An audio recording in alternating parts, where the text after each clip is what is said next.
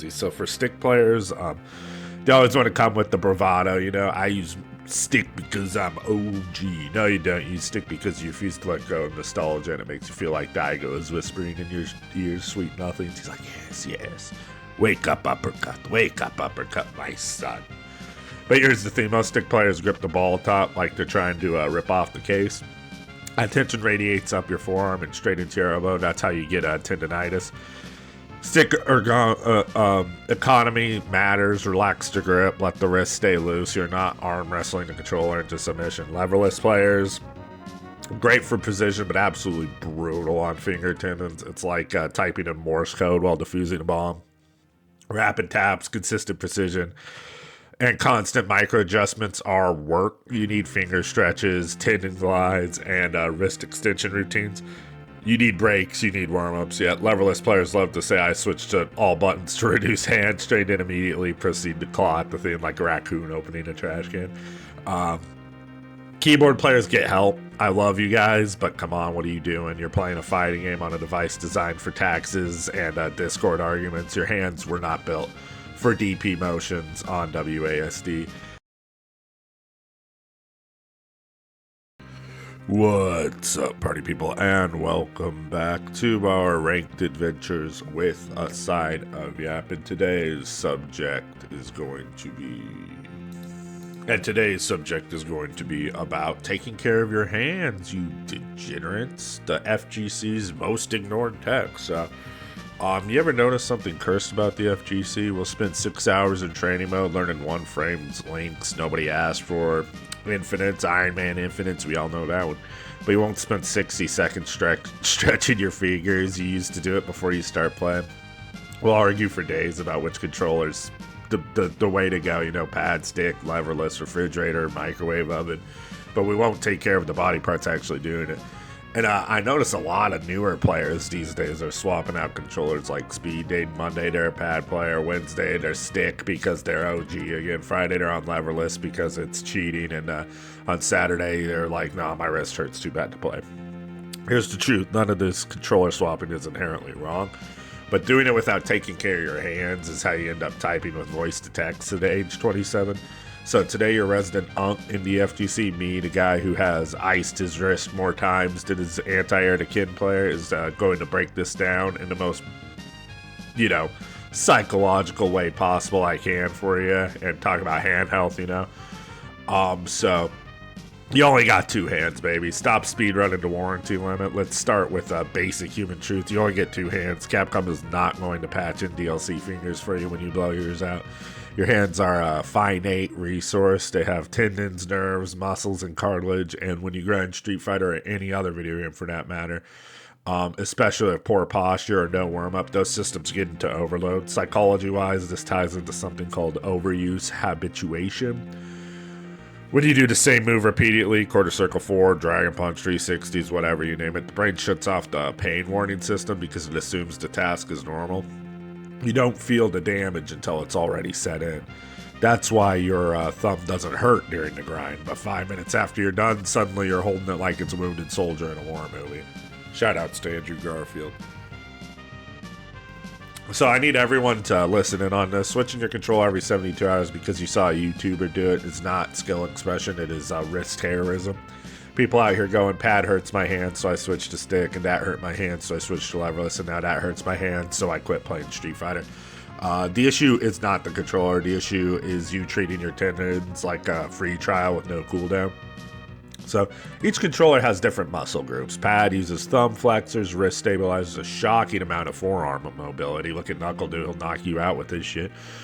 Stick, shoulder rotation, wrist mobility, finger taps, grip tension, leverless, finger dexterity, rapid tapping, wrist extension, and keyboard is the I hate myself muscles. It doesn't matter what video game you're playing, keyboard is the devil for your hands, wrist, and everything in between, forearm mobility, all that. It's just death for them, no matter what game you're playing. When you rotate between them too fast, you're never giving your muscles time to adapt. It's like doing leg day, chest day, arm day, and deadlifts with no rest, except instead of getting swole, your hand is butting against you.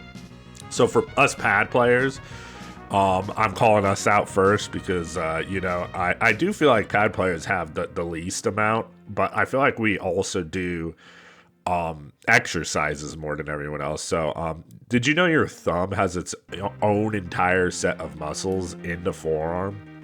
That thing is an engineering miracle of modern nature, dude. It bends, rotates, presses, swipes, pivots, all while doing quarter circles at Mach 3. And what do? We mash until it feels like a burnt chicken nugget. There are actual exercises we should be doing, simple stuff that takes like 30 seconds. The number one I tell you everybody is thumb squeezes. You press your thumb against resistance in your palm of your hand, and then you squeeze really hard, and then you extend your wrist. You pull your wrist back real gently. Don't yank it like a stick player on a missed dragon punch. And you yank it back and you hold it in that position for about 30 seconds. And then there's good old finger spreads, which is like you put your I wish I could show you guys, but you put the palm of your hand basically and push it down between your fingers to stretch them out. Just look up guitar playing hand warm-ups for that. It's pretty easy. So for stick players, they always want to come with the bravado. I use stick because I'm OG. No, you don't. You stick because you refuse to let go of nostalgia, and it makes you feel like Daigo is whispering in your ears sweet nothings. He's like, yes. Wake up, uppercut, my son. But here's the thing. Most stick players grip the ball top like they're trying to rip off the case. Tension radiates up your forearm and straight into your elbow. That's how you get tendonitis.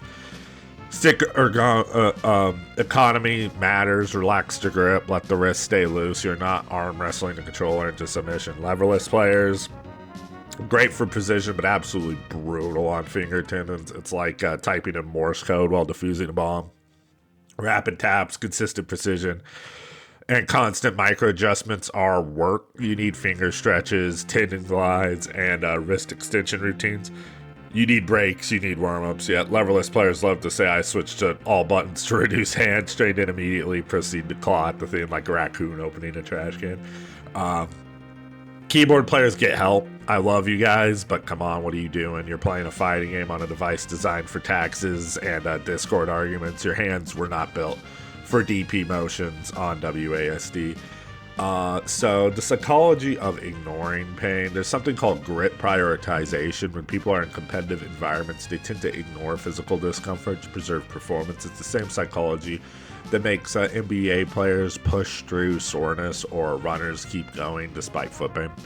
FGC players do this too because you're almost master, because you're about to hit 1800 MR or whatever, or you just need one more set, the classic. You ignore the ache. That's how minor irritation becomes chronic energy. Taking care of your hands isn't weakness. It isn't laziness. It's longevity. It's how you keep doing this until you're 700 years old. So remember, it's your responsibility to not break yourself. I don't care if you use pad, stick, leverless, or God forbid you play on keyboard, you animals. I don't care what you use, but it is your responsibility to take care of the one set of hands you got. Do your stretches. If you're switching between controllers, do it slowly, not impulsively. Take breaks, hydrate, stop hunting over like Gollum hunting for the one whiff punish to rule them all. Every esports pro in history does hand maintenance because they know what happens if they don't. And if you want to grind Street Fighter 6 for years, you got to do the same. Final words from the young. You are not invincible. You're not 12 anymore. Your hands aren't regenerating like Wolverine. Your thumb can't be doing 1,000 quarter circles a day raw with no warm-ups.